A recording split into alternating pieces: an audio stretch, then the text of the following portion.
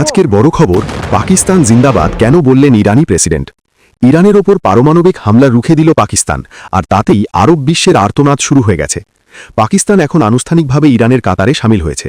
রিয়াদের অত্যন্ত গোপনীয় মিটিং লিক হওয়ার পর জানা গেছে সংযুক্ত আরব আমিরাত তাদের ঋণের টাকা ফেরত দেওয়ার দাবি তুলেছে, কিন্তু পাকিস্তান দিয়েছে এক আত্মমর্যাদাপূর্ণ জবাব। এমন কিছু লোমহর্ষক সত্য সামনে এসেছে যা পুরো আরব বিশ্ব এবং আন্তর্জাতিক শক্তিগুলোর প্রাসাদে শোকের ছায়া নামিয়ে দিয়েছে।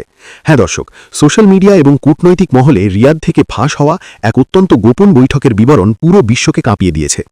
রিপোর্ট অনুযায়ী ১৯ তারিখ রাতে সৌদি আরব, বাহরাইন, কাতার এবং সংযুক্ত আরব আমিরাত পাকিস্তানি কর্মকর্তাদের সামনে এমন এক অমানবিক দাবি তুলে ধরেছিল যা ছিল মানবতার পরিপন্থী।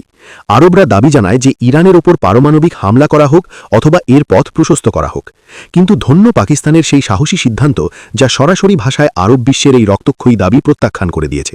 পাকিস্তান স্পষ্ট জানিয়ে দিয়েছে যে তারা কোনো ইসলামিক দেশের বিরুদ্ধে পারমাণবিক শক্তি ব্যবহারের অংশীদার হবে না।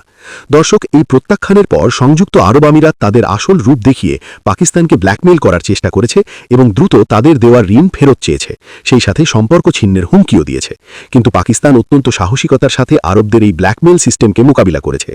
পাকিস্তানের এই ঐতিহাসিক এবং সাহসী সিদ্ধান্তের পর ইরানি প্রেসিডেন্টের পক্ষ থেকে পাকিস্তান জিন্দাবাদ স্লোগান তোলা হয়েছে, যা এই প্রমাণ দেয় যে পাকিস্তান এখন কার্যত ইরানের পাশে দাঁড়িয়েছে। দর্শক, এগুলোই সেই নেপথ্যের সত্য যা আরব এবং তাদের মদতদাতাদের বুকে তীরের মতো বিঁধছে। যে পাকিস্তানকে তারা নিজেদের গোলাম মনে করত, আজ সেই পাকিস্তানি ইরানের ঢাল হয়ে দাঁড়িয়েছে। পাকিস্তানের এই ভূমিকা প্রমাণ করে দিয়েছে যে পারমাণবিক শক্তি কেবল নিজের রক্ষার জন্য নয়, বরং মজলুম মুসলমানদের হেফাজতের জন্য। আরবদের এই অস্থিরতা বলে দিচ্ছে যে তাদের আন্তর্জাতিক ষড়যন্ত্র শোচনীয়ভাবে ব্যর্থ হয়েছে এবং পাকিস্তান নিজের সার্বভৌমত্বের পতাকা উঁচিয়ে ধরেছে। দর্শক, পাকিস্তানের এই নির্ভীক এবং সাহসী ভূমিকার বিষয়ে আপনার মতামত কি? পাকিস্তানের কি আরবদের চাপে আসা উচিত ছিল, নাকি এই সিদ্ধান্ত সঠিক?